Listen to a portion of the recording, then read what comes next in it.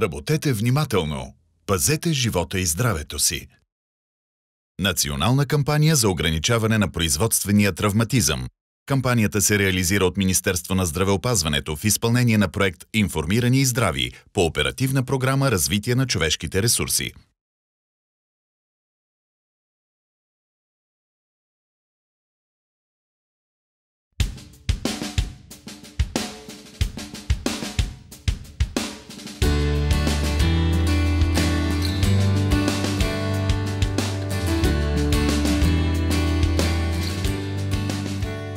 Здравейте, аз съм Байгошо, ръководител на обекта.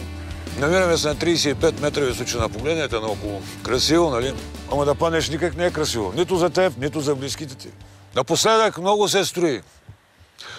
Ама някои строители са като моя дачо. Младоци, които мислят, че всичко разбират и всичко могат. И за вас, и за него важи най-важното правило за един строителен обект. Служи си каската.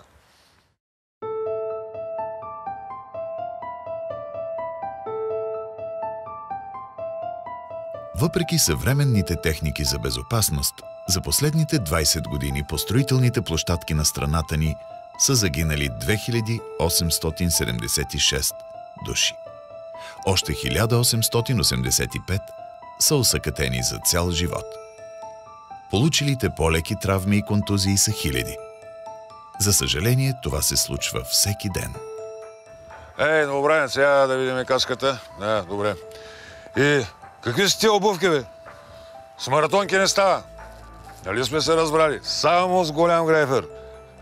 Едно подхлъзване и може да бъде фатално. И внимавай се захранващите кабели, това не са парапети. Нико хващане за тях. После, предпазни ремъци и въжета. Да не съм те видял да ми се правиш на акробат. Винаги проверявай скелето и оборудването.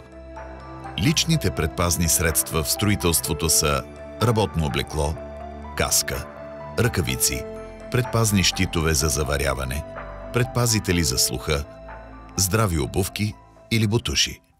Сравнявайки данните, показват, че 7% от станалите трудови злополуки са породени от електрически ток, като изхода от тези злополуки е смърт.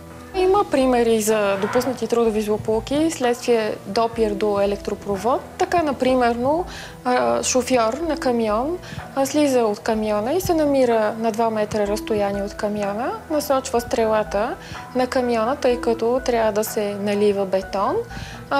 Стрелата опира в далекопровод, в резултат на което целият камион е под напрежение.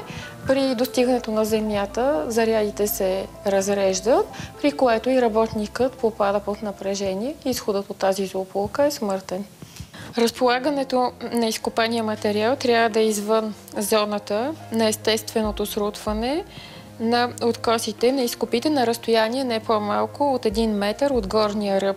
В случай на укрепени изкопи, разполагането на изкопания материал може да става и в зоната на естественото срутване на откосите на изкопите, когато при оразмеряване на укрепването е взето предвид натоварването от разположения изкопан материал.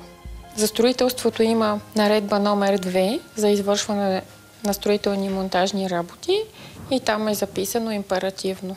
Айде, взема инструмента и внимавай как копаеш. Пази хората около тебе. Това е строителен изкоп, не е дупка за съдение на дървета.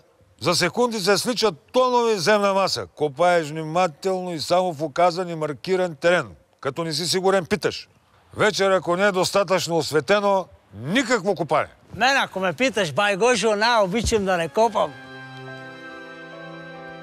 Изкопните дейности крият потенциални опасности като сриване на изкопи, попадане на хора или превозни средства в изкопи, както и подкопаване на съседни конструкции. Намираме се на хеликоптерната площадка. Само котките дачва имат 9 живота. Така, да слушай, тук на високото. Всяка крачка трябва да е точна. Няма страх. Не се притесня, аз съм като Батман.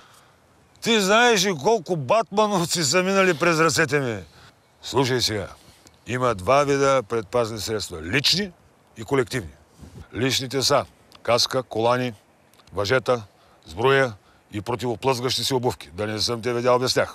Има и 3 основни вида колективни предпазни средства. Парапети, осигурителни мрежи и капаци. Разбрали? Я сега да те припитам аз. Кога трябва да се прекрати работата на високо и открито на строителен обект? Пък като няма аварии тук ли? Строителните дейности на открито се прекратяват при силен вятър, силен сняг или дъжд, по време на тъмната част от деня.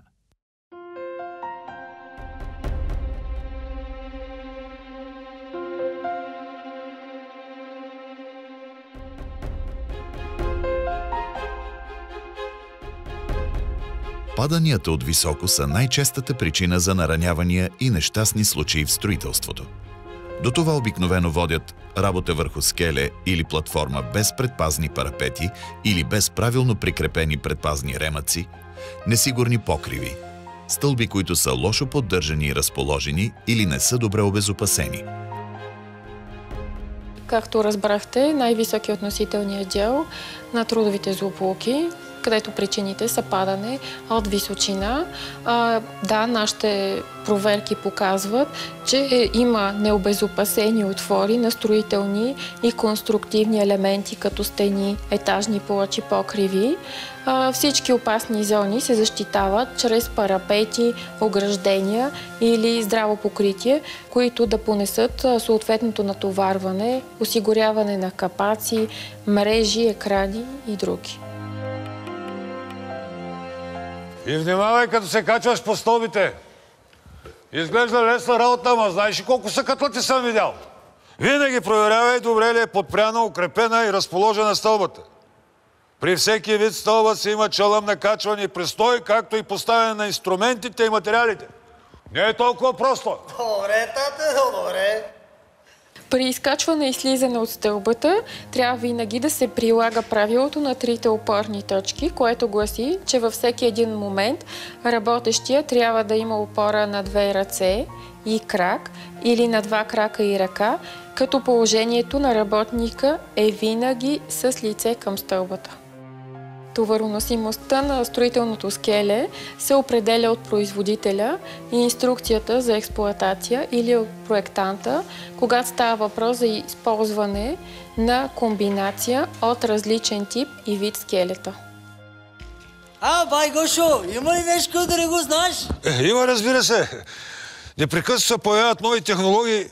Човек се учи докато е жив, дачо. Дреш. Великата истина, бай Гошо! Прав си, така е.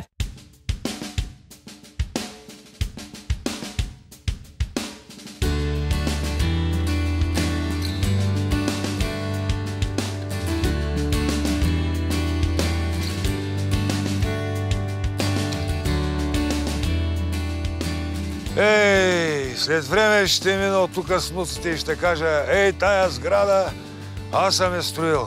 Сей тия 2 ръце. Златна е нашата професия. Само дайте да работим по-отговорно, да не гинат хора по обектите. Бай Гошо, служи си кацката, бе! Кацката!